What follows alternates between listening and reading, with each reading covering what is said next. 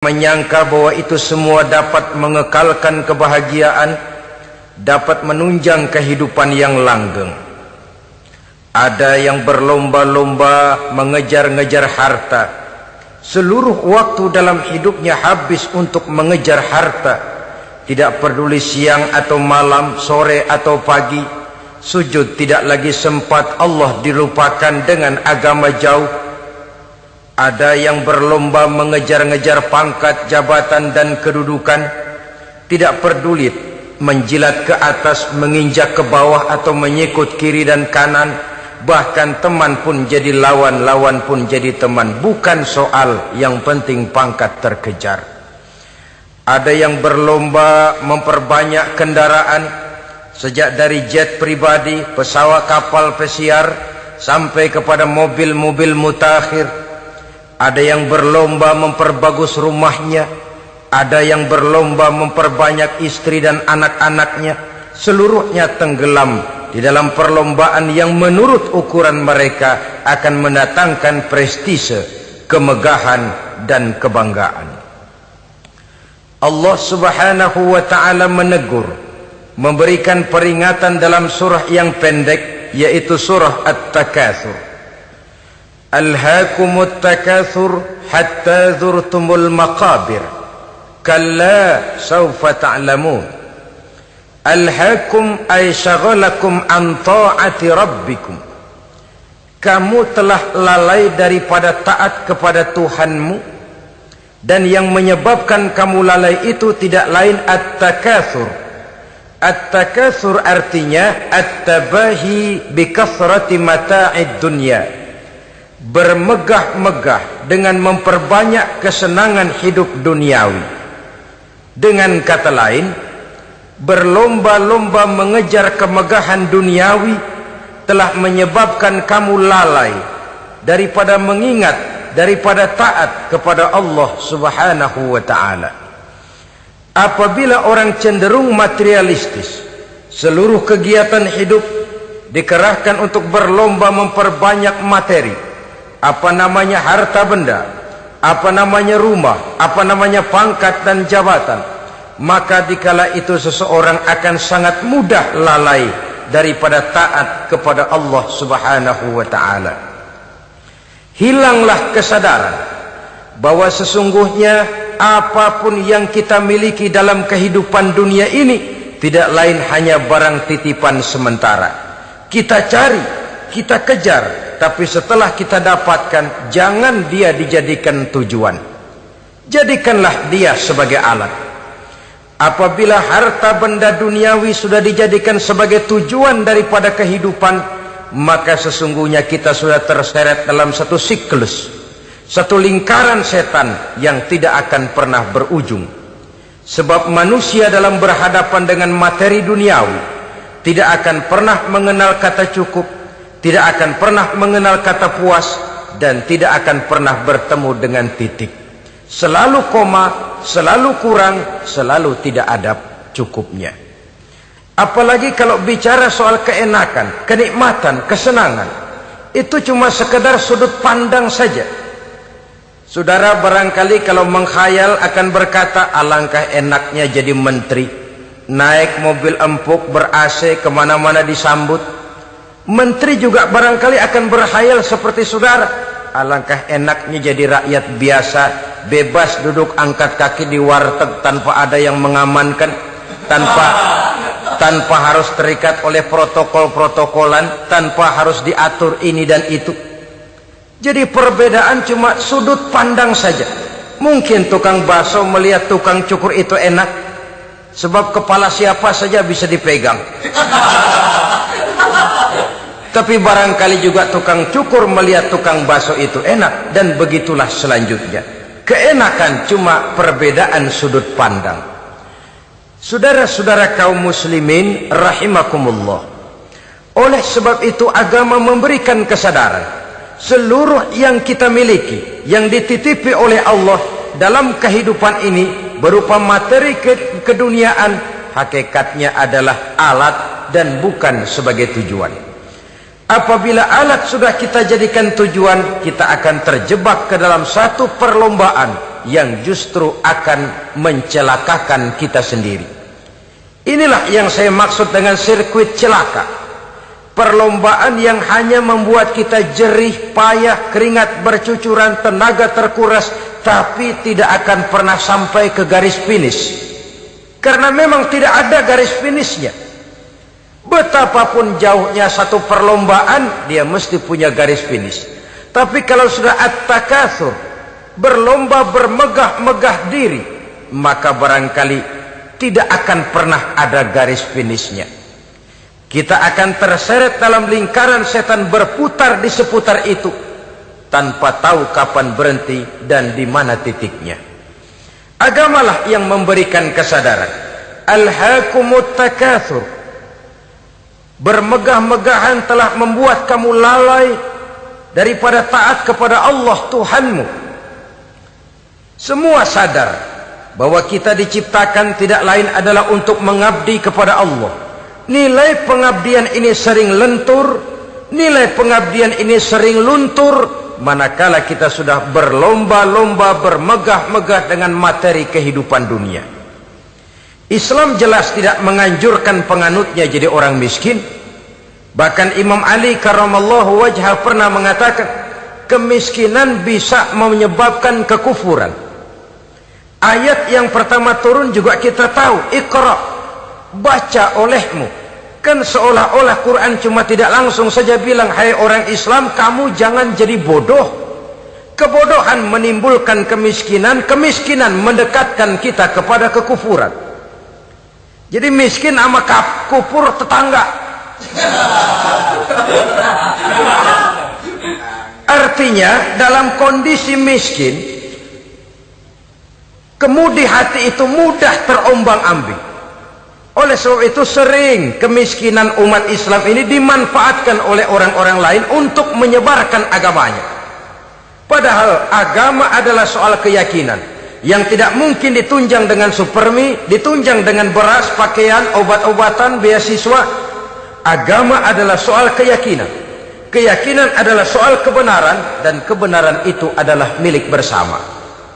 Tujuan diciptakannya manusia tidak lain adalah untuk melaksanakan ibadah. Kalau orang tenggelam dalam perlombaan memperbanyak harta, mempertinggi kedudukan, memperindah segala macam yang sifatnya duniawi, biasanya itu akan membuat dia lalai dari taatnya kepada Allah Azza wa Jalla. Kadang bukan hanya lalai daripada taat, juga sering terjebak kepada maksiat. Karena kalau pola pandang dan tolok ukur sudah benda duniawi semata-mata, sangat tidak mustahil orang lalu terjebak ke dalam prinsip menghalalkan segala cara. Asal sudah tujuan tercapai, cara apapun halal. Akhirat nomor 18. Nah, bukankah memang barangkali kita sejak kecil sudah dilatih untuk materialistis? Umpamanya kita hanya sering dilatih untuk takut kepada yang konkret-konkret saja, takut kepada yang nyata-nyata saja. Seorang ibu kalau menakuti anaknya, aduh nak, kenapa ini kau kerjakan? Kalau bapakmu tahu, waduh, habis kamu. Nah, kita lihat, kalau bapakmu tahu, kalau polisi tahu, kalau hansip tahu, kalau satpam tahu. Tapi jarang seorang ibu menanamkan kepada anak, nak, kenapa ini yang kau lakukan, nak? Bukankah kau tahu Allah lihat, Allah tahu, Allah dengar, Allah, nak? Diajarkan takut kepada yang gaib. Karena kalau takut dia kepada polisi, dia pasti bisa cari tempat lain dong yang polisi kagak lihat.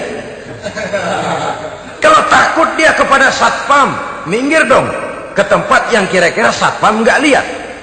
Tapi kalau sudah takut itu terpulang kepada Allah, kepada yang gaib, tidak sejengkal tanah pun yang terhalang dari pengetahuan Allah. Tapi itulah salahnya kita. Sejak kecil anak-anak sudah kita latih untuk takut hanya kepada yang konkret-konkret saja. Akibatnya sampai dia besar melembaga dalam kehidupannya. Dia nyolong, kata temannya, kamu nyolong ya? Iya. Kok nyolong sih? Emang? Kenapa nyolong? Biarin.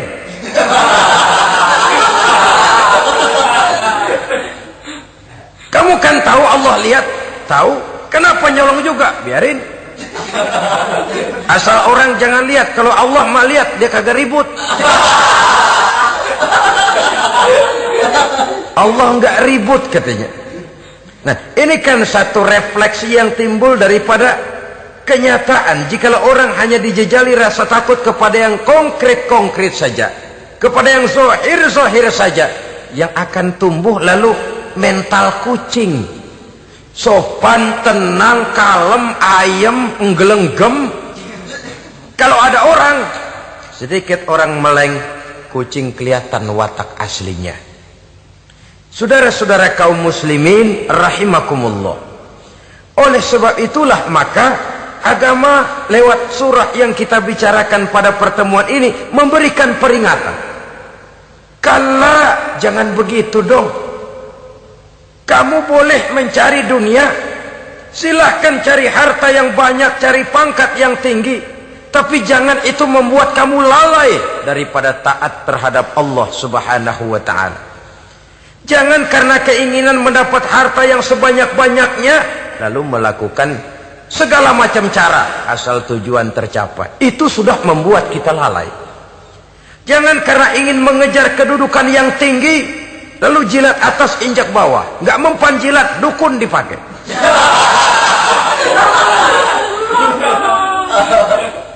Itu kan sudah membuat kita lalai.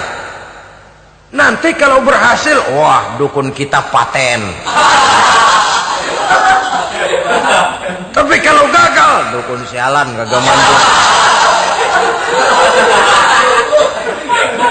Hilanglah Allah dalam kehidupan kita. Makin materialis, dan perlombaan ini membawa kita kepada kecelakaan. Kala, sekali-kali jangan begitu. Berlomba boleh, cari uang yang banyak, tapi setelah uang didapatkan, jadikan dia sebagai alat, jangan dijadikan sebagai tujuan. Saudara, bekerjalah yang giat, carilah uang, tapi setelah dapat ajak ngomong tuh duit. Bagaimana ajak ngomongnya? Gini, duit, setengah mati gue nyari lo duit lo. Sore, pagi, siang, malam, peras keringat, banting tulang kaki jadi kepala, kepala jadi kaki, nyariin lo duit. Sekarang kamu sudah saya dapatkan, kamu milik saya duit. Karena kamu milik saya, jadilah kamu budak saya. Jangan saya yang jadi budak kamu. Ini idealnya. Kamu harus jadi budak saya, jangan saya yang jadi budak kamu. Nyatanya kan ada orang nyari duit, setelah duitnya banyak dibudakin oleh duit. Dia sendiri tidak bisa merasakan kesenangan daripada duitnya, konon lagi orang lain. Mau ke pasar ngitung 16 kali. Naik bajai 1000. 1000 itu kalau ratusan semua 1000 lembar. Hitung-hitung, mendingan jalan kaki. Jalan kaki, tengah hari bolong, panas, kan dibudakkan oleh uang. Cari karier, kejar pangkat, kejar kedudukan. Setelah ditemukan itu, jadikan dia sebagai alat, jangan dijadikan tujuan. Pangkat kau milikku, karena kau milikku kau harus jadi budakku, jangan aku yang jadi budak kau pangkat. Satu saat dia harus lepas dari kita, jiwa ini lapang. Kenapa? Dahulu pun ketika lahir ke dunia tidak ada pangkat yang kita sandang. Dahulu pun ketika lahir ke dunia tidak ada harta yang kita bawa. Jadi harta itu, pangkat itu, kedudukan itu ada dalam hati, tapi tidak berurat dan berakar. Kalau dia berurat dan berakar dalam hati, berat misah sama harta itu. Berat. Sekedar ngasih fakir miskin cepet juga berhitungnya 17 lembar.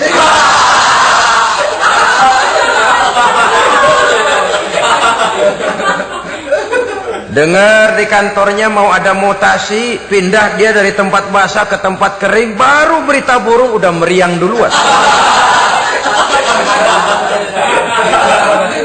Ini nanti bagaimana, itu nanti bagaimana, ini nanti bagaimana.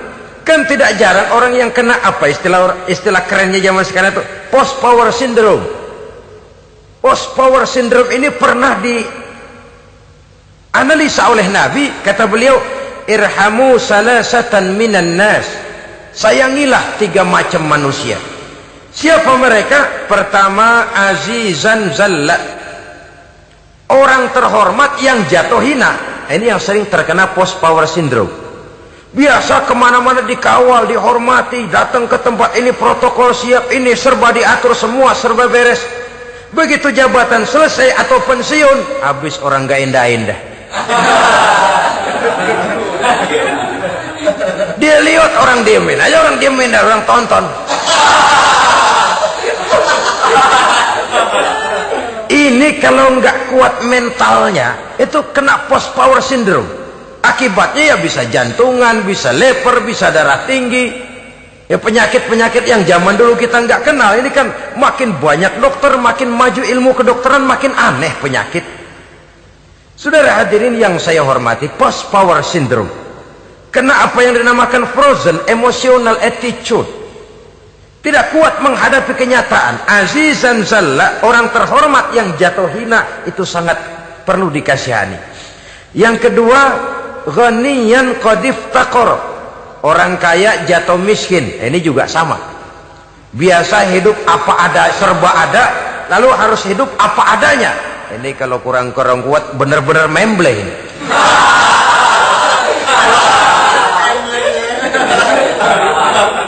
Kalau tidak kuat mentalnya, biasa hidup serba enak, serba nikmat, cuma kerjanya neken cek, main apa itu kredit card, macam-macam fasilitas dipunyai, tahu-tahu jatuh bangkrut, jatuh miskin. Kalau tidak fondasi agamanya kuat, bisa gantung diri, bisa bunuh diri, bisa frustasi, bisa terkena psikosomatik, tekanan jiwa mempengaruhi faktor biologis, timbullah tekanan, terjadilah penyakit aneh-aneh. Al-ghaniyan qad iftaqara, orang kaya jatuh miskin, itu perlu dikasihani.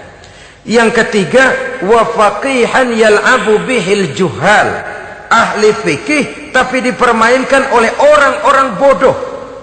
Hanya kebetulan orang bodoh itu punya kekuasaan. Hukum bisa dipesan.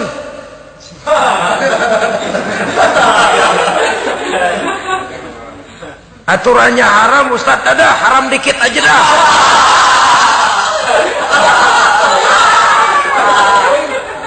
Sibuklah tuan fakih ini, ahli fikih ini mencari dalil kebet sana kebet sini supaya yang tadinya haram benar bisa jadi haram sedikit. Padahal yang minta ini orang bodoh, tidak ngerti agama, cuma karena punya kekuasaan dipermainkan oleh orang yang fakih. Orang yang fakih ini dipermainkan. Kasihan orang yang seperti itu. Wa faqihan yal'abu bihil juhal, ahli fikih tapi dipermainkan oleh orang-orang bodoh. Akibatnya karismanya hilang, wibawanya lenyap. Dia menyangka bahwa dengan mengharam-haram sedikit-sedikit itu dia bisa mendapat keuntungan yang berganda-ganda, padahal akibatnya itu hanya akan membawa kecelakaan saja. Allah peringatkan benar, kala, sekali-kali jangan begitu.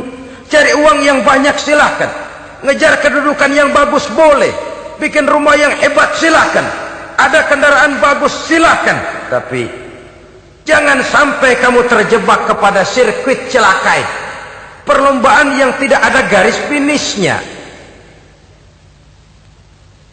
Sering dicontohkan orang menghayal, melamun. Kamu kenapa nggak mau ibadah? Lah bagaimana mau sembahyang, saya di Jakarta masih ngontrak.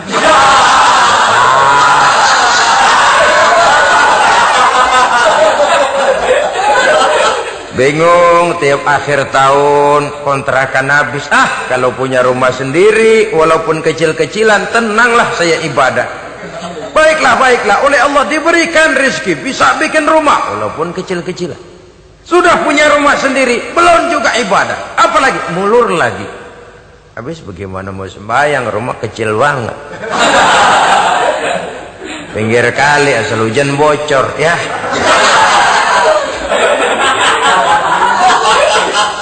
Kalau bisa punya rumah permanen, rajin dah ibadah dah. Iyalah, diberikan rezeki, bisa bikin rumah besar. kamarnya banyak, halamannya luas, kendaraan belum ada, perabotan belum lengkap. Sudah ada kendaraan, belum kayak orang-orang. Sudah kayak orang-orang, masih sama dong, kudu di atas. Kapanlah selesainya? Kala, sekali-kali jangan begitu. Jangan kamu mengumpulkan harta bermegah-megah membuat kamu lalai dari taat kepada Tuhanmu. Engkau tinggalkan rukuk dan sujud, engkau jauh dari masjid, engkau kering dari kehidupan beragama. Sebab itulah maka pembangunan fisik material tidak bisa dipisahkan dengan pembangunan mental spiritual. Tidak hanya cuma dalam teori, tapi juga harus dalam praktek. Selalu pembangunan yang hanya mengarah kepada fisik material, jauh dan kering dari agama, hanya akan melahirkan manusia-manusia materialistis yang terjebak di dalam sirkuit celaka perlombaan yang tidak pernah mengenal garis finish. Sebab itu agama mengajarkan, orang kaya itu siapa sih? Yang banyak duit? Belum tentu. Yang kebunnya di mana-mana ngebelatak? Belum tentu. Yang pabriknya selebar-lebar? Belum tentu. Yang punya segala macam peternakan, dari peternakan gajah sampai peternakan kutu?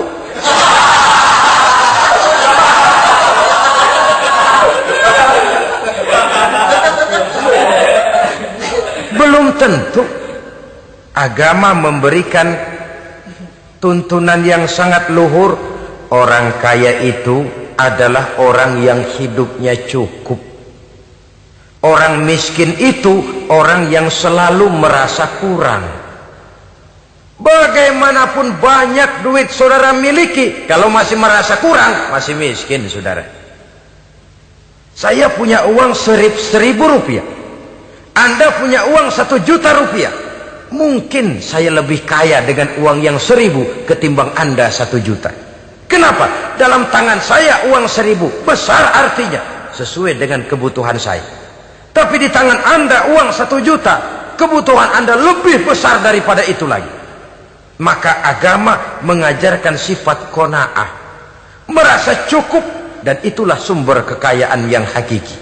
Orang kaya adalah orang yang hidupnya cukup.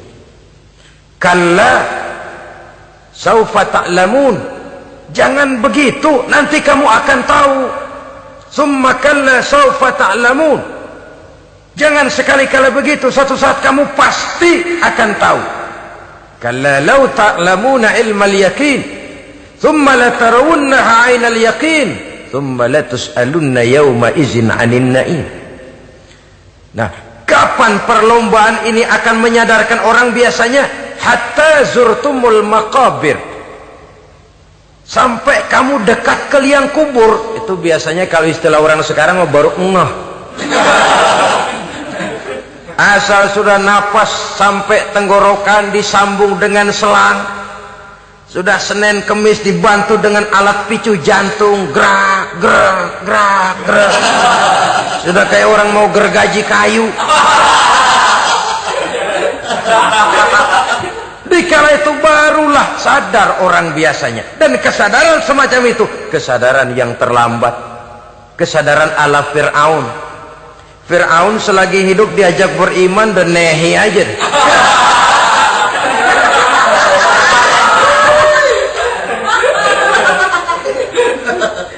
Tapi ketika dia tenggelam di lautan merah bersama seluruh tentaranya, dikala napas hampir terputus, keluar ucapannya, amantu bi Rabbi Musa wa Harun. Aduh, kalau begini mah saya juga percaya kepada Tuhannya Musa dan Harun. Saya beriman kepada Allah. Lagi timbul tenggelam mau sekarat baru beriman. Hatta zurtumul maqabir, kamu telah lalai dari sebab bermegah-megah sampai kamu masuk ke liang kubur, dekat ke liang kubur. Kalimat zurtum di sini menjelaskan bahwa kubur itu tidak selamanya. Zurtum itu dari kalimat zaro ya zuru, berziarah. Orang berziarah kan sebentar. Ke kubur itu sama dengan berziarah kita di situ. Sebentar, tidak akan selamanya, tidak akan kekal dalam kubur. bahwa kubur itu cuma satu halte dari sekian halte yang harus kita jalani. Hatta zurtumul maqabir ay mutum wa dufintum fil kubur, sampai kamu mati dikubumikan dalam kubur, barulah kamu sadar bahwa perlombaan itu hanya sia-sia, bahwa perlombaan itu tidak akan pernah mengenal garis finish, bahwa perlombaan itu akan membuat kamu celaka.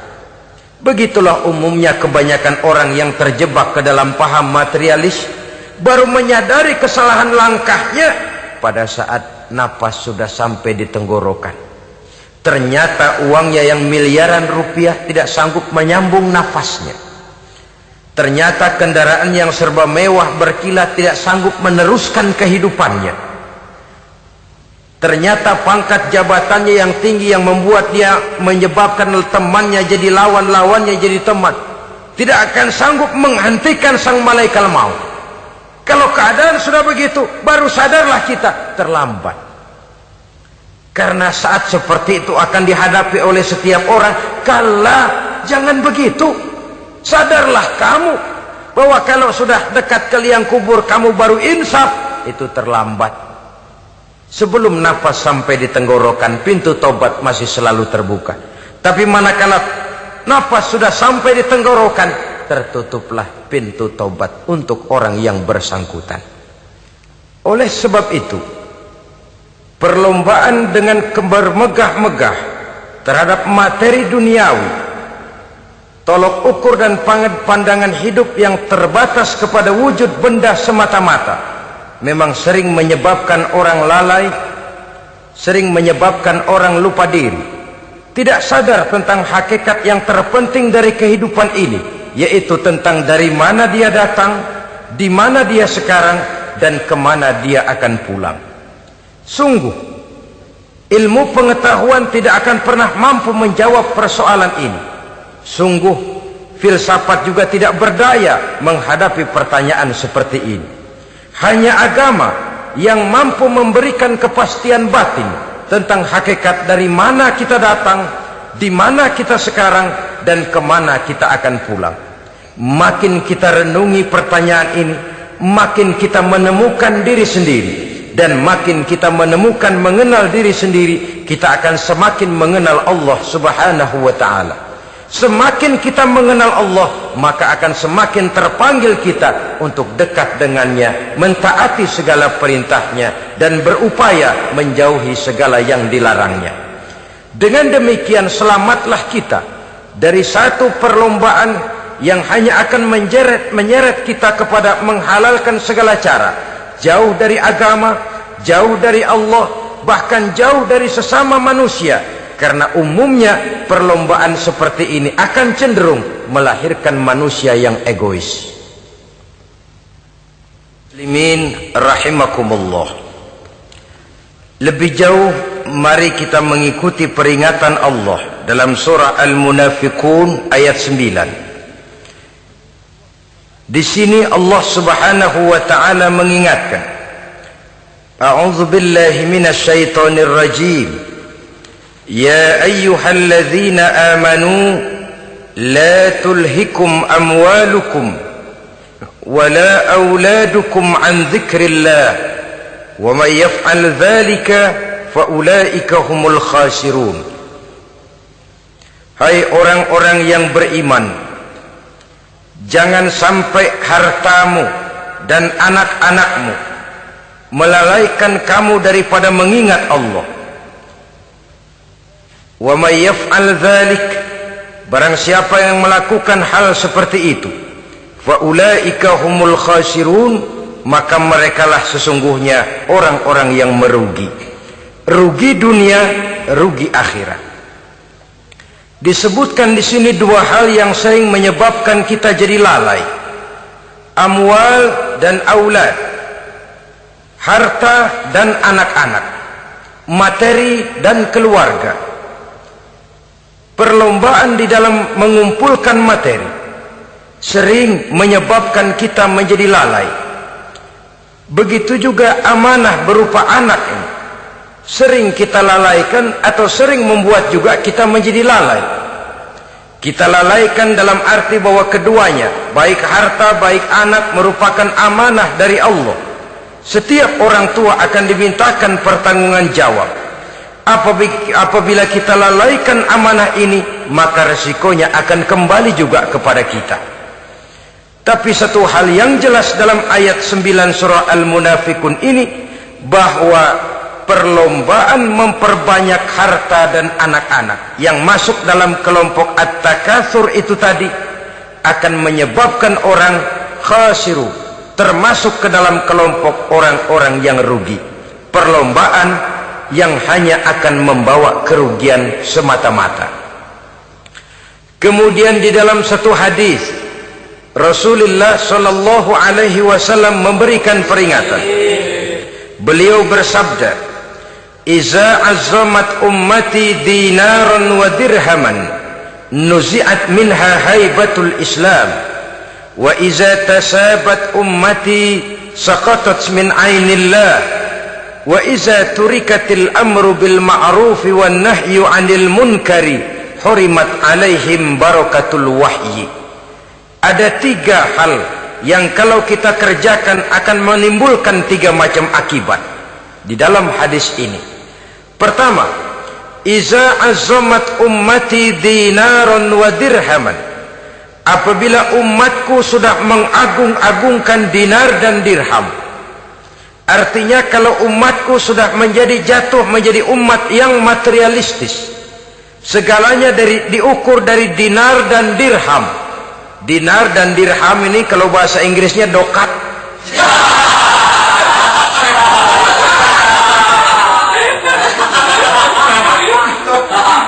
Segalanya diukur dari segi dinar dan dirham saja. Nuzi'at minha haibatul Islam, akan dicabutlah kehebatan Islam dari mereka. Memang ada kalanya kita berkata bahwa tanpa uang kita tidak bisa berbuat apa-apa. Tapi kalau itu dijadikan landasan dari segala sesuatu, itu yang dijadikan ukuran, itu yang dijadikan tujuan, kita hakikatnya sudah gagal sebelum melangkah.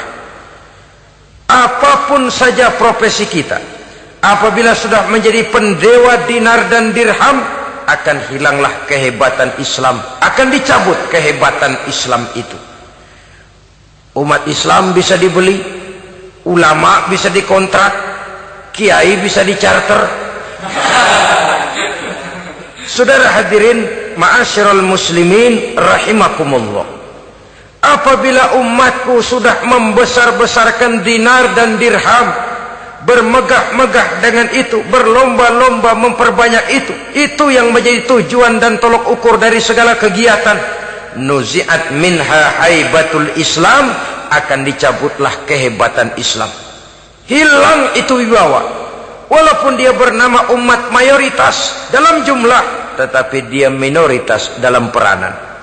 Mayoritas dalam bilangan, tapi minoritas dalam percaturan kegiatan hidup ini.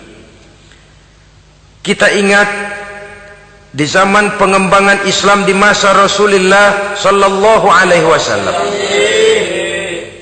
mereka berlomba-lomba mengorbankan dinar dan dirhamnya untuk kepentingan agama, bukan mengorbankan kepentingan agama untuk mencari dinar dan dirham.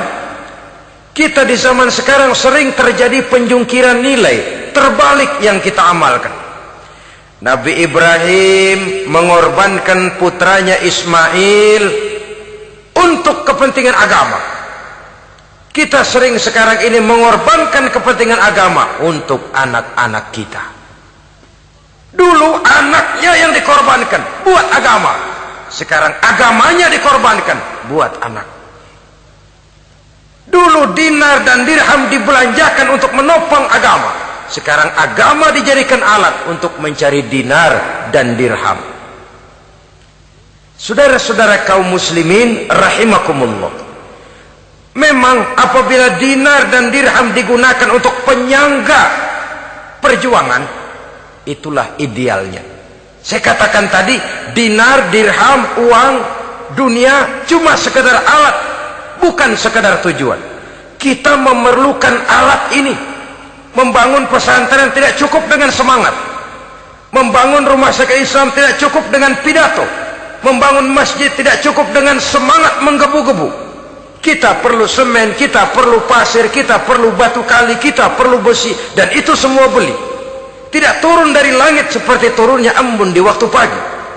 Tidak mungkin rumah sakit Islam muncul ke permukaan hanya dengan simsalabim abracadabra.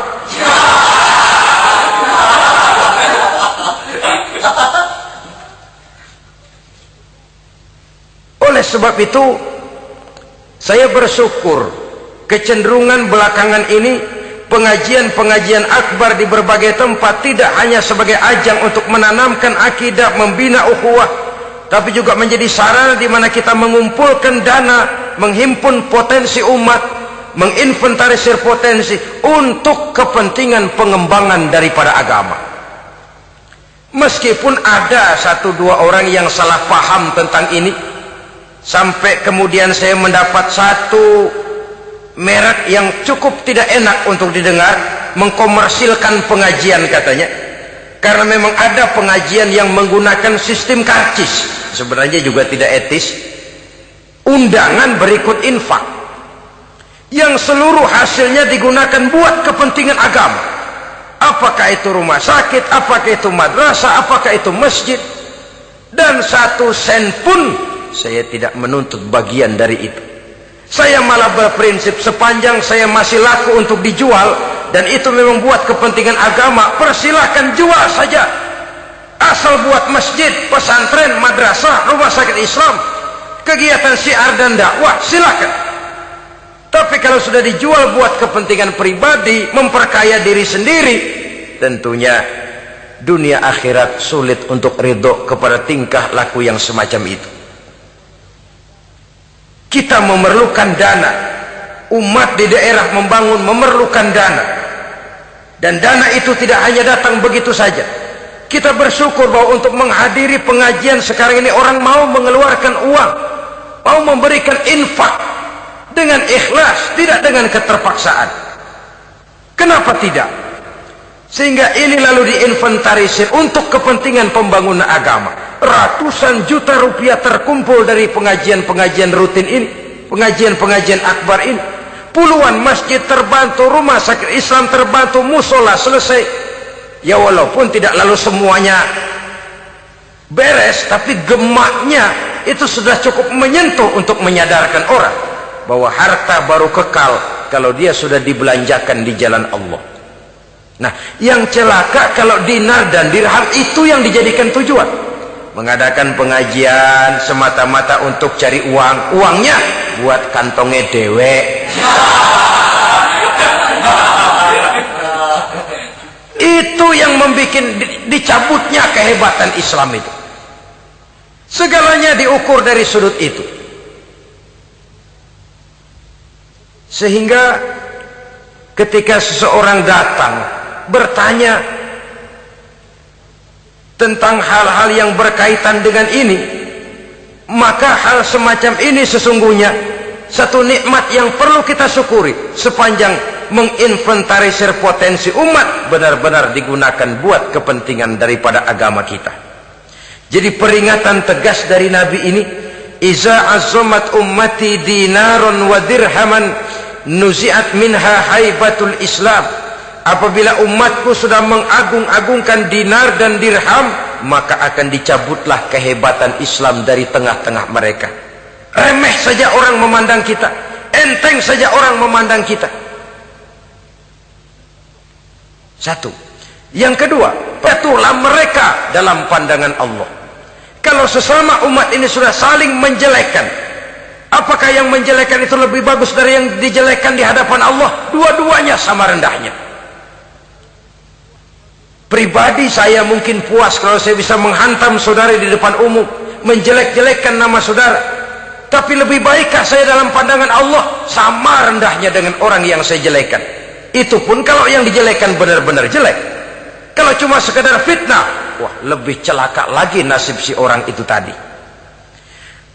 Ini artinya menyadarkan kita bahwa umat ini sudah diikat dengan akidah. Beraneka ragam kita, tapi harus ada kebersamaan. Berbeda kita, tapi harus satu. Sebagai satu ummatan wahidah, satu umat yang satu. Oleh sebab itu, persamaannya lah yang harus kita angkat ke permukaan, bukan perbedaannya yang kita perbesar. Sudah datang waktunya umat Islam bangun dari tidurnya. Jangan lagi dibuai oleh irama mayoritas. Sudah lewat masanya kita bertengkar karena persoalan-persoalan kecil yang tidak prinsip. Sudah datang waktunya umat Islam bersatu, menyusun saf yang lebih lurus, oleh karena ia dihadapkan kepada tantangan-tantangan yang tidak semakin ringan. Kalau kita bertengkar dengan kita, kalau kita saling mencaci sesama kita, bukankah Yahudi tepuk tangan? Bukankah Nasrani menari-nari? Bukankah pihak ketiga akan menangguk di air keruh? Dan kerugian akan terpulang kepada kita semua. Tapi inilah realita, bahwa yang kita hadapi ini sesungguhnya musuh kita di luar kita, bukan di dalam kita. Apakah itu kemiskinan, kebodohan, maksiat, munkarat, ketidakadilan, kezaliman, kesewenang-wenangan, dan lain sebagainya.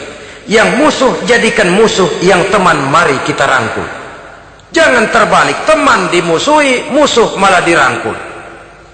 Maka berpesta poralah musuh-musuh Islam ini.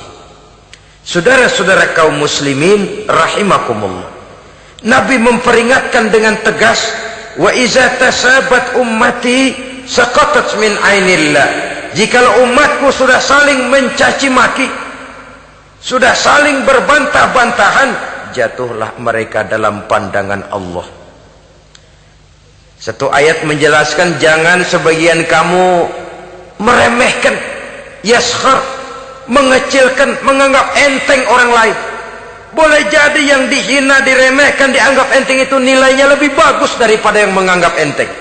Dan hakikat segala sesuatu itu cuma kembali kepada Allah. Di sanalah penilaian finalnya. Manusia hanya melihat yang zahir. Makin banyak harapan hidup ini kita gantungkan kepada manusia, makin banyak kita harus bersiap untuk kecewa.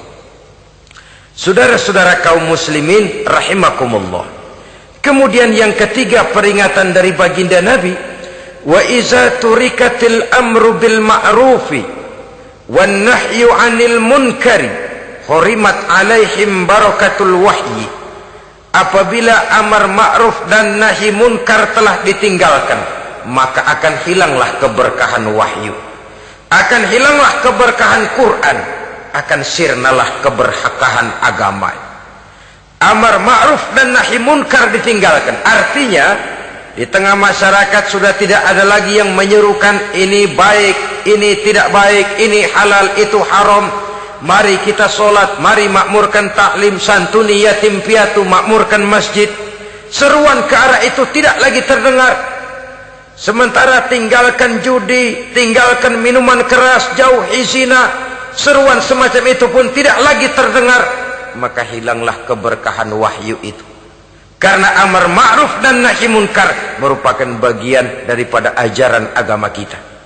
Menjadi sponsor dari segala macam kebajikan dan menjadi penghalang daripada segala macam kemunkaran sesuai dengan batas kemampuan yang kita miliki masing-masing. Nah, saya kembali kepada persoalan pokok di awal pembicaraan tadi. Bagaimana jalan keluarnya? Jalan keluarnya tidak lain adalah upaya. Bagaimana kegiatan yang sifatnya fisik material ini diimbangi dengan kegiatan yang bersifat mental spiritual.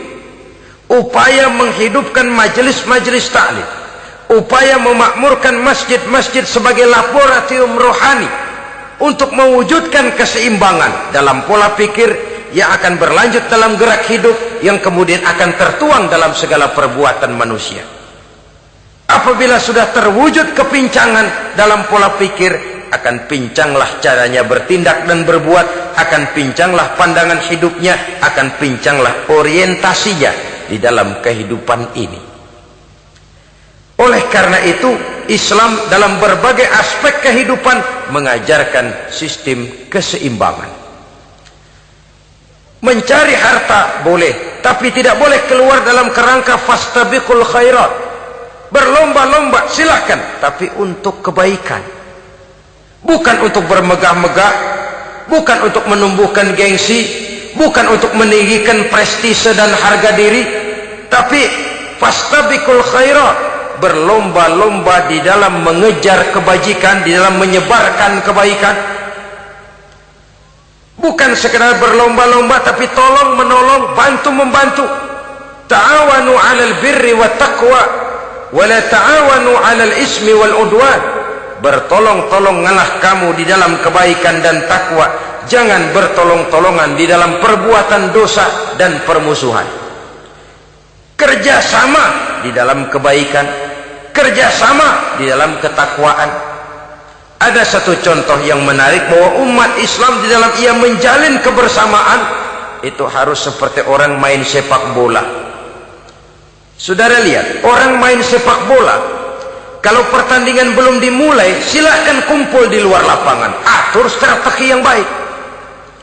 Tapi kalau pertandingan sudah dimulai, turun ke lapangan hijau, jangan kumpul terus. Masa ada sepak bola gotong royong, groyok ke sana, groyok ke sini, ya kalah terus. Harus ada yang jadi penyerang tengah, kan begitu toh sepak bola. Harus ada yang jadi kiri luar, kanan dalam, striker, back, penjaga gawang. Yang penting kerjasama, teamwork, lalu mampu menciptakan operan-operan. Yang jadi back jangan ngiri sama yang jadi penyerang tengah. Jangan hasut, sebab bagaimanapun juga andai kata si penyerang tengah berhasil menjaringkan bola ke gawang lawan, kan kemenangan bukan kemenangan satu orang, kemenangan satu kesebelasan, kemenangan satu tim. Ini yang sering terjadi, back ngiri sama penjaga gawang, lalu penjaga gawang ngiri sama penyerang tengah, penyerang tengah ngiri sama kiri luar. Ya kapan mau menggolkan ke gawang lawan? Kita ini satu kesebelasan, posisi boleh berbeda. Umat Islam itu harus ada yang jadi camat, lurah, bupati, gubernur, menteri, jadi jenderal, jadi konglomerat, jadi pengusaha, jadi teknokrat. Yang penting kerjasama, teamwork, mampu menciptakan operan-operan yang akurat. Diego Armando Maradona, enggak pakai dia, enggak. Itu katanya maha bintang, gagah, hebat, bintang lapangan hijau. Kapan Maradona hebat? Kalau ditunjang oleh 10 temannya yang lain, merupakan satu kesebelasan. Bagaimanapun hebatnya Diego Armando Maradona, kalau dia sendirian lawan satu kesebelasan, remek.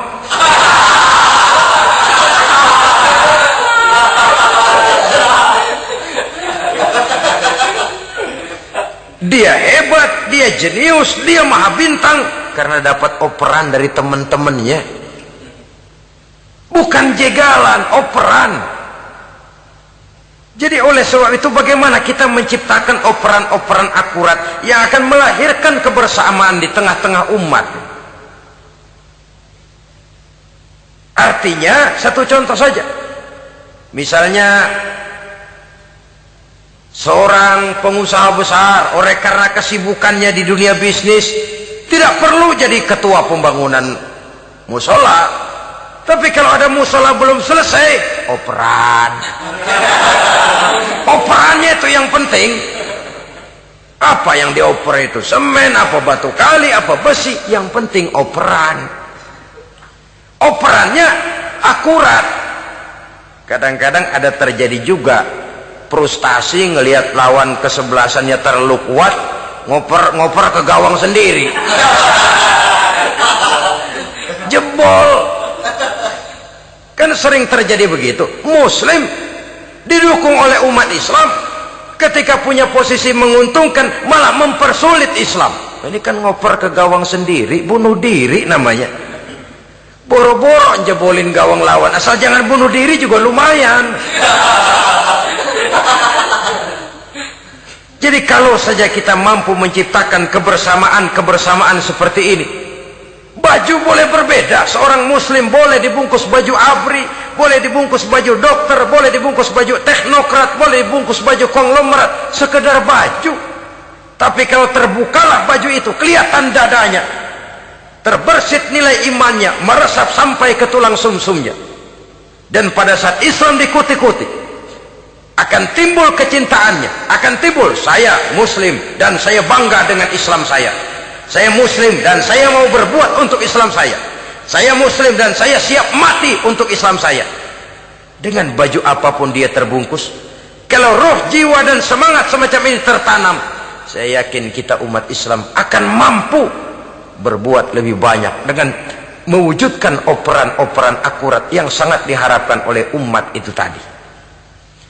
Oleh sebab itu, saudara-saudara kaum muslimin rahimakumullah, baju boleh berbeda, bendera boleh beraneka warna, tapi jikalau bernama muslim, persamaannya yang dicari, jangan perbedaannya yang diperbesar.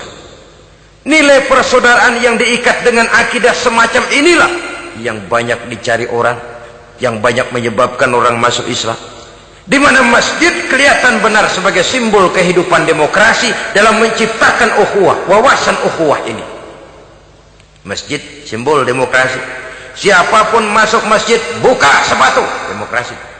Siapapun orangnya, tidak peduli merek apapun sepatunya. Apa itu keluaran Cibaduyut Bandung? Apa itu modelnya Belli, Beltoni, Itali? Tidak soal, masuk masjid buka. Jumatan, kopral datang lebih dulu depan, pral. Jenderal datang belakangan, belakang saja, bral. Tidak ada fasilitas khusus dalam masjid, karena di rumah Allah semua manusia sama. Si jenderal jangan lagi merasa jenderalnya, si pengusaha jangan lagi menonjolkan kebosannya. Masjid adalah simbol demokrasi daripada kehidupan umat. Sebab itu jangan terjebak kepada sektoral di dalam kita berbicara tentang ukhuwah ini. Kita boleh terbungkus dengan baju apapun, tapi kalau di balik baju itu tidak lain jiwa Islam yang mau berkorban, mau mengeluarkan harta, bahkan siap mati untuk Islamnya, maka kebersamaan itu akan mudah kita wujudkan. Tapi sepanjang kita berpecah belah, sepanjang kita centang perenang, maka tidak akan banyak yang bisa kita lakukan. Satu-satunya perlombaan yang bukan hanya dibolehkan tapi bahkan sangat dianjurkan oleh agama, yaitu fastabiqul khairat, berlomba-lombalah di dalam kebaikan, berlomba-lomba di dalam memakmurkan masjid, berlomba-lomba di dalam menghidupkan majelis-majelis taklim, berlomba di dalam menegakkan yang ma'ruf dan menghancurkan yang munkar, berlomba di dalam menyantuni yatim piatu. Tapi prakteknya kan kadang-kadang terbalik. Kalau sudah kumpul, yang diakur-akurin, udah nambah kebon belum? Pabrik udah diperluas belum? Bisnis sudah sejauh mana? Belum pernah ada ketemu lalu kongko, masjidnya udah digedein ya? Jarang yang ngomong begitu. Madrasahnya sudah bagaimana, sejauh mana? Mesti yang enak itu ya nyocok-nyocokin, bagaimana rumahmu sudah, bagaimana kendaraanmu, bagaimana pesawatmu, bagaimana bukankah itu juga takasur? Dari obrolan kan nanti yang belum kan timbul panasnya. Gile dia udah beli gituan, gue belum. Timbul panasnya, lalu berusaha, berlomba lagi, bersaing lagi, berlomba lagi, bersaing lagi. Walaupun persaingan perlu, karena tanpa persaingan orang jarang mikir. Hidup itu kalau nggak ada tantangan kan tidur kita. Orang hidup smooth gitu ya, jalan tenang, setenang, ya nggak maju orang itu. Orang itu baru bisa mengalami kemajuan kalau dia sudah dihadapkan kepada tantangan, gemblengan, gojlogan, fitnahan, hinaan, caci maki. Persaingan itu perlu supaya orang mikir. Kalau mikir dia berbuat, kalau dia berbuat dia bisa maju. Tapi persaingan yang sehat, bukan persaingan yang lalu menimbulkan fitnah, menghancurkan nama baik orang lain, yang dilatar belakangi oleh sifat hasud, dendam, iri hati, lalu menghalalkan segala cara. Tidak, bukan itu. Persaingan yang sehat ini akan menjadi alat picu agar orang lalu berlomba di dalam kebaikan. Satu-satunya perlombaan yang bukan hanya boleh tapi bahkan sangat dianjurkan oleh agama, berfastabiqul khairat, berlomba-lomba di dalam berbuat kebaikan. Berlomba-lomba membangun masjid bukan berarti di sebelah masjid bangun masjid lagi, bukan. Kadang-kadang karena ada fastabiqul khairat, berlomba-lomba, nggak apa-apa dah. Di sebelah masjid bikin lagi masjid. Akhirnya azan perlombaan main kenceng-kencengan. Bukan itu yang diinginkan tentu, bukan itu. Bagaimana memakmurkan masjid, bagaimana memfungsikan masjid, bagaimana membina umat dan lain sebagainya. Jadi pembicaraan ke arah itu akan menimbulkan rangsangan untuk berlomba di dalam kebaikan. Kalau dia kok bisa menata masjidnya sampai makmur, jamaah senang datang ke sana, anak-anak muda betah di masjid, kenapa saya tidak? Apa konsepnya? Nah, ini kan berlomba, tapi berlomba dalam kebaikan. Kalau dia bisa menghimpun anak-anak muda lalu diarahkan kepada jalan yang positif, kenapa saya tidak bisa? Dia punya potensi yang saya juga punya. Berlomba di dalam kebaikan. Perlombaan semacam ini akan memberikan ketentraman karena jalan yang ditempuh jalan ibadah. Tapi kalau perlombaan materi, at-takasur tadi, yang timbul bukan ketentraman, panas. Karena panas, udah dekat, panas kan tetangganya hasut, dengki, iri hati, sakit, demam, orang lain maju, meriang. Lah kalau sudah begitu, hasut yang jadi bisikan hati, ya sudah, segala macam cara dilakukan untuk menjatuhkan orang lain.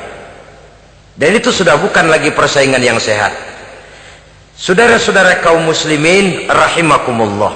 Oleh sebab itu kita tutup pertemuan singkat kali ini dengan satu kesimpulan, bahwa harta adalah sekedar alat, bukan tujuan di dalam kehidupan. Tanpa harta barangkali orang sulit untuk bahagia, tapi harta semata-mata tidak merupakan jaminan bahwa orang lalu akan bahagia.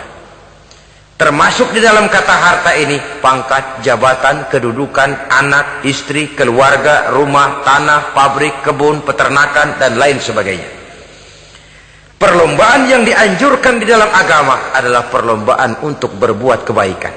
Maka masalahnya sekarang, bagaimana kita memanfaatkan harta ini untuk sebanyak-banyak kebaikan yang bisa kita lakukan. Semoga kita mampu melakukannya dan kita tidak termasuk dalam orang-orang yang celaka yang lantaran bermegah-megah dengan kesenangan dunia saja. Terima kasih atas segala perhatian, mohon maaf atas segala kekurangan. Usikum wa nafsi bitaqwallah. Wassalamualaikum warahmatullahi wabarakatuh. Waalaikumsalam.